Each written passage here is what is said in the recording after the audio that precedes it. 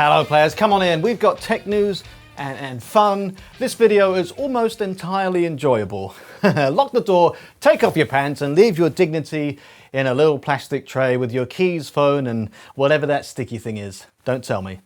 Okay, tell me later. I am your tech Jester, Buz Stringer, and today we've got Nintendo allegedly getting smacked around by Palworld, Elon Musk unlocking trillionaire DLC, YouTube is bringing back private messages because apparently the comments section wasn't horny and cursed enough, and then there's Bavaria dumping Microsoft like a bad Tinder date. What else we got? We got Ubisoft trying to fire people and a couple more surprises along the way. So yes, it's one of those weeks. Right, as of this week, the human race officially has its first trillionaire, and it's the exact guy that you was all praying that it wouldn't be. It's Elon Musk. Of course it's Elon Musk. Do we have a picture of Elon Musk? Yeah, there we go. SpaceX went public, the biggest IPO in the history of money. They raised $75 billion, according to The Verge, and Elon's net worth passed $1 trillion after SpaceX IPO. SpaceX shares opened at $150, and apparently anything above $138 pushed him over the line into 13-figure nonsense. Yeah, that shoved our boy's net worth past 1.1 trillion. He is now mathematically worth more than most countries, several oceans, and your entire bloodline going back to the Stone Age. So let me put a trillion into perspective, because my brain physically can't do it. If you spend $1 million every single day, starting from when Jesus was in nappies or diapers, you would still not have spent $1 trillion. You would have to keep going for another 700 years. So we have now entered the money is fake and God has left the meeting phase of capitalism. That is, solve several human problems and choose not to because Mars needs a vape shop money. And yes, this wealth is on paper, so that's how billionaire wealth works. It's not like Elon has $1 trillion in a Chase checking account that he gets a fraud alert every time he buys an OF subscription. It's stocks, valuations, market confidence, and finance bros huffing spreadsheet fumes until their nipples invert. But still, being worth $1 trillion is obscene. It's wealth in equity with a rocket strapped to its ass. Yeah. But you know people will say that, well, that Elon Musk, he earned it. Did he? Did he really? Did he personally build the rockets with a spanner clenched between his butt cheeks? Did he weld the Falcon 9 while hanging upside down from a crane like a steampunk bat? Did he code orbital mechanics in a cave using only a Casio calculator and the raw musk of destiny? No. Thousands of very smart engineers, technicians, designers, managers, and workers built that empire. And the billionaire myth machine comes along and slaps a man's face on the side of the achievement and goes, "Look, it's me. Genius." But SpaceX lost $4.9 billion last year. Almost $5 billion. Just gone in the red. And the company is hemorrhaging cash worse than a stag do in Vegas. And the market, looked at that and said, fuck it, here's $75 billion. Choke us harder, capitalism. Now retail investors, that's you, if you ever decide to invest, the little guy, they put in over $100 billion in orders trying to grab a slice of this nonsense. 100 billion people remortgaging the spare room to own 0.0% of a rocket company that loses the GDP of a small nation every single year. One analyst said that buyers want to be part of the future. No, you're not part of the future. You're part of the down payment on his next divorce. I look forward to your comments. So there it is. We did it, humanity. We took money, the single most powerful idea that our species has ever invented, and we handed the entire concept to a man who names his kids like he's failing a capture test on a porn site. Beautiful. Congrats, Elon. You can now finally afford a personality. Maybe try choosing one that people like this time. Okay, drop a comment the second a thought clears your skull. Fully formed, half-formed, semi-formed, it doesn't matter. My engagement metrics don't discriminate, and if your brain is running on airplane mode tonight, then this video's safe word is non-Earth-based daddy. You can use those. Speaking of expensive cock-ups, not my OnlyFans, Nintendo, the most aggressively litigious company in all of gaming, just face-planted in glorious 4K slow motion. Nothing says wholesome family entertainment like a billion-dollar company dragging a monster-catching game into court and then publicly getting pantsed. Nintendo's lawsuit against the Palworld developer Pocket Pair, who actually grew a pair, may be approaching the end. And according to the reports, it's not looking like the brutal legal fatality that Nintendo probably wanted. Nintendo went in looking like Bowser with a legal degree and came out looking like Toad with a cocaine problem. When Palworld first arrived, everyone looked at it and went, ah yes, Pokemon, but with guns, unpaid labor, and the moral atmosphere of an Amazon warehouse. So naturally everyone expected Nintendo to come storming in like, excuse me, we own the concept of cute animals suffering for entertainment. And so yeah, Nintendo did investigate, and then they sued. But 2 years later, the new report's in, and Nintendo has zero chance of winning. Zero. Even in the wet dream scenario where they somehow win, the absolute maximum that they can squeeze out of Pocket Pair is 30 grand. $30,000. What is that? 5 million yen. In this case, is narrowed down to older versions of Palworld. Pocket Pair did change some mechanics, which means that the current Palworld may be outside of the danger zone. So even if Nintendo wins, it might be against a version of the game that has already wandered into the woods and died peacefully next to a depreciated patch note. Hey, you want to know what Nintendo reportedly torched on patent lawsuits in the past few years? $40 million. So the maths is burn $40 million to maybe, possibly, claw back 30 grand, and they still can't take Palworld offline. The game stays up. Pocket Pair already, they quietly nipped and tucked the bits that Nintendo was crying about, so there's literally nothing left to even swing at. Now look, I love Nintendo games, who doesn't? I do, really, but Nintendo as a company has the legal energy of an old priest who thinks joy is a copyright infringement. They see fan projects, emulators, mods, ROMs, someone drawing Mario with an extra nipple, and they're immediately loading in the legal canon. Some companies have customer service. Nintendo has customer dungeons. Somewhere in Nintendo's HQ, there's a man whose only job it is to wake up every morning, sip tea and whisper, "Who loved us without permission?" Nintendo doesn't protect its IP, it guards it like a dragon sitting on a pile of joy whispering, "No fun unless we invoice it." Speaking of no fun allowed, Ubisoft, the studio that made Assassin's Creed and then made it 90 frickin' more times. Sometimes it has a samurai.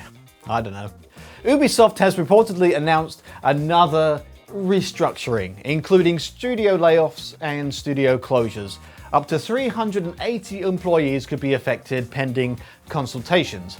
So that's Ubisoft Winnipeg is reportedly closed and 65 employees laid off. Ubisoft Belgrade reportedly closed with around 100 employees. Ubisoft Barcelona with 51 layoffs. And Rainbow Siege, 120 employees reportedly moved to other projects, and San Francisco has an undisclosed number of layoffs. That's a grim set of numbers, and to be crystal clear, the workers are not the punchline here. The people losing the jobs are artists, programmers, designers, QA testers, animators, producers, audio engineers, writers, and all the poor bastards who actually make the games and make them fun, while the executives stand nearby wearing expensive shirts that just say synergy like it's their safe word. The joke is Ubisoft management and the industry machine that treats human beings like expired season pass content. Because here's the thing, I'm going to use a lot of legal disclaimers, like the word apparently. Because apparently Ubisoft has reportedly tried to embargo coverage of the layoffs. I didn't sign no freaking embargo. So here we are. Embargoes are the things that companies slap on game reviews and trailer drops that say, "Don't post about our shiny new product until 1 PM. They took that exact mechanism, the one built for hype, and wrapped it around 380 people getting fired. Yeah, your rent crisis is... Yeah, your rent crisis is under NDA. Your severance package unlocks at launch. And please don't report the building is burning until we finalised our messaging and selected screenshots." Mike Straw from Insider Gaming called it one of the most embarrassing things he's seen in 16 years of covering gaming news. And he's dead right. Picture the meeting. Some ghoul in a quarter zip sipping an oat milk, flat white latte, whatever. Okay team, the redundancies drop on Tuesday, but let's hold the embargo until 1 PM Eastern. Really let the despair breathe. Maybe a teaser on Monday. So someone drew a salary to choreograph the worst day of 380 lives like it was a Marvel post-credit scene. The games industry has had years of this shit. Pandemic boom, overhiring, giant budgets, live stream hallucinations, executive chasing trends like their dogs chasing fireworks, and then layoffs when the infinite growth fantasy slams face first into reality. There's a quote going around that companies deserve to publicly eat shit for this, and look, I'm a peaceful man. But in this one very specific case, open wide, Ubisoft, here comes the aeroplane. The embargo broke anyway. Obviously, you cannot embargo a layoff. You absolute melts. The truth lands identical, with or without your little PR egg timer. 380 people are out of work and your sole creative contribution to the moment was trying to make their suffering quieter and more convenient for you. Ubisoft games used to feel exciting, and now too many of them feel like a beautiful map had sex with a to-do list. Watch Dogs is dead, your studios are dead, your reputation's a smear on the pavement somewhere outside Assassin's Creed Unity. And to anyone hit by this, genuinely, no bit, no punchline, good luck out there. You deserve a hell of a lot better than a pink slip with a release date. Okay, shake it off. Deep breath. Through the rage. Let's go to Germany, where they just did something so beautifully petty I want to kiss it on the bratwurst. Bavaria has decided to ditch Microsoft. Yes, Bavaria, the largest German state, has cancelled nearly €1 billion Microsoft contract and is moving to open source software. Open source software. That's sometimes difficult to say when you're recording a video. Anyway, they looked at Microsoft and looked at the invoice and then looked back at Microsoft's smug little face and said, yeah, nah, we're good, babe. They're calling it a sovereign basic workspace, which sounds like flat pack IKEA furniture, but is actually a giant veiny middle finger aimed straight at American tech. The original plan was a framework agreement with Microsoft for productivity software across the entire state administration, costing nearly €1 billion over 5 years. €1 billion for office software. And Bavaria is not alone. This is a full continental dumping spree now, because Munich's doing it. The German federal government decreed all public documents must be in open formats. And another whole German state, Schleswig-Holstein. Try saying that with 3 steins and your trousers off. They've already yeeted 80% of its government computers off of Microsoft entirely. Now this is for 2 reasons. One is cash. They're sick of the price hikes because Microsoft's pricing only ever moves in one direction, and that ain't south. And the other big one is privacy. There's a thing called the US Cloud Act. Basically, the American government can knock on a US company's door and demand the data of people in other countries. Any data that company has. So all the juicy German government data sitting on American servers, yeah, Uncle Sam can just stroll up and go, lovely, hand it here. Wait, no, Uncle Sam isn't British. Although it might have been. I don't know, we did invade a lot of places. Anyway, Microsoft already got caught leaking Dutch civil servants data, which is like emails and all that kind of stuff, straight to the US House of Representatives, and Europe's lying awake sweating over a kill switch. The nightmare that the US could suddenly one day order American companies to switch off their services overseas. That's a real thing that can happen. Imagine your entire government on software where a foreign president holds the off button by the balls, if that president is awake at the time. There's already a European Microsoft Office replacement called EuroOffice, which is launching to the public, and honestly, good for them. Watching an entire continent collectively decide that we would generally rather rebuild our entire software stack from scratch by hand in the dark than give you €1 more is the most savage 1-star review Microsoft has ever received. Now let's talk about YouTube, because this platform looked at itself and thought, you know what we need? More places for strangers to be weird. As if this show wasn't enough already. Yeah, here's one fresh out of the nobody asked, nobody wanted, and choking it anyway file. YouTube is bringing back private messaging again. Yeah, killing the feature once wasn't enough. Google loves killing products, so much that they dig them up sometimes and bring them back just to kill them again, with better branding. YouTube had private messages in 2017, and then killed it in 2019, and then pushed all of its public conversations and stories, and that kind of stuff, and then killed stories in 2023. And now messaging is back. This is Google's product strategy: birth, neglect, murder, resurrection, confusion, AI integration, murder again. Google treats features like Henry VIII treated wives. It's rolling out now in the US, Canada, Brazil, Singapore, and some parts of Europe. The little message icon is now squatting in the top right of your app. Share videos, shorts, live streams, chat about them without leaving YouTube. The new YouTube messages are for users 18 and older in the US and other global regions. You have to verify your age, and you can only chat with someone after sending them an invitation link through another messaging platform. So to message someone on YouTube, you first have to message them somewhere else. Genius. That's like opening a restaurant where you need to eat dinner before you're allowed inside. It's a messaging feature that depends on another messaging feature. Now that's peak Google. We've reinvented DMs, but worse and with more steps. YouTube says that people want to share videos and talk about them in one place, which sounds reasonable until you remember that people already share YouTube videos everywhere. Not mine necessarily, but some YouTube videos they share everywhere. On WhatsApp, iMessage, Discord, Instagram, Signal, Telegram, Reddit, Carrier Pigeon, drunk group chat, or by aggressively shoving a phone in someone's face going, "Watch this!" It gets funny after 4 minutes. YouTube's messaging is either going to be useful, forgotten, or killed again in 2 years, like every other Google feature that didn't immediately become a money printer. At this point, Google should stop announcing features and just send out obituaries in advance. Dear users, we're launching YouTube Messages. It will be discontinued in 2028. Please enjoy pretending otherwise. I look forward to your comments. Now let's talk about smart jewelry, because we've run out of normal problems and started bedazzling our anxiety. This story was chosen by the Discord gang. Feel free to come and say hi. The link is down below. We now need smart jewelry to tell us how bronzed we are, because humanity saw fire, invented language, split the atom, and then decided that the next great leap forward was a necklace that says, "Congratulations, you're 12% more beach than you was this morning."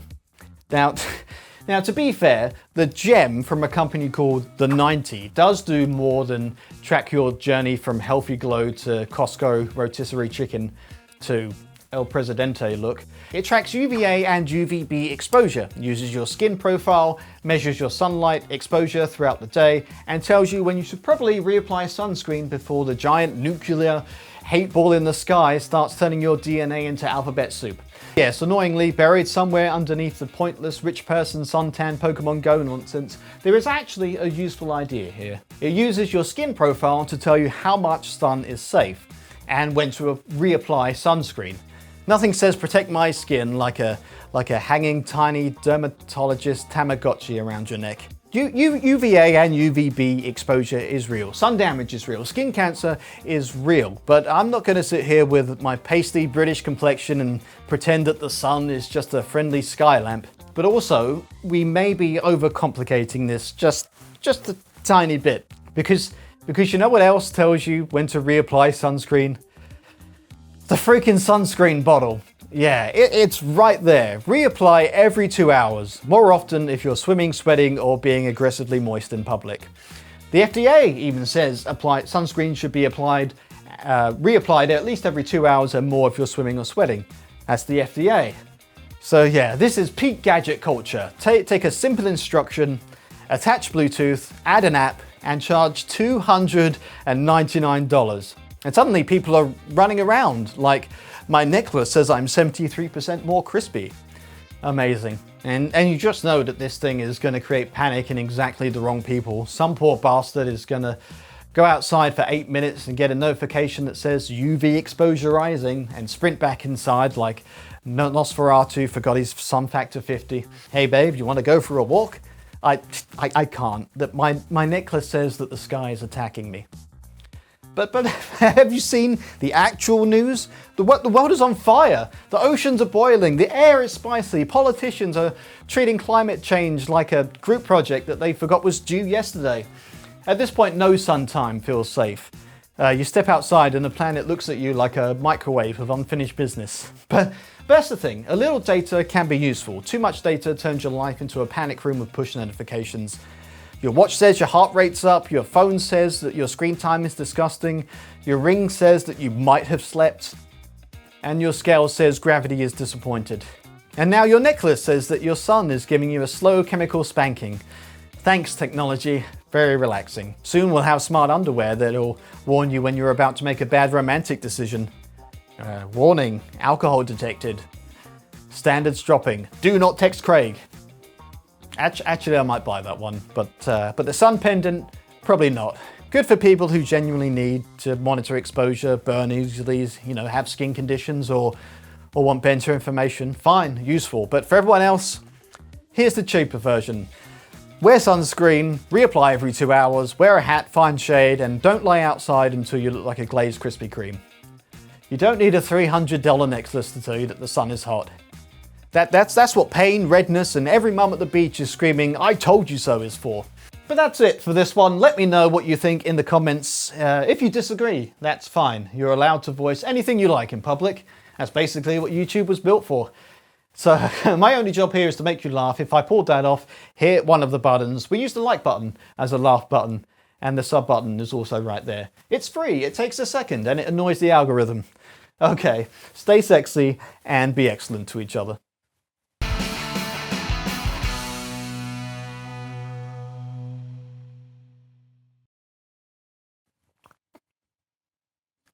Church singers. They're an acquired taste.